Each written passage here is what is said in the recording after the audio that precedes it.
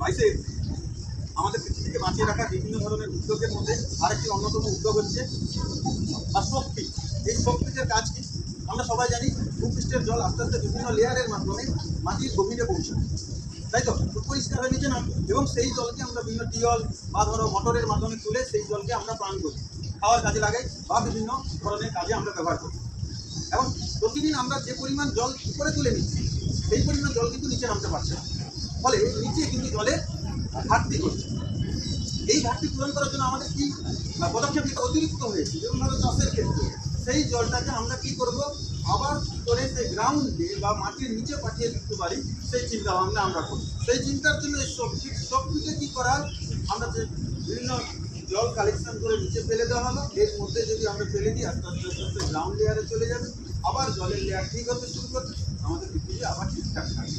এটাই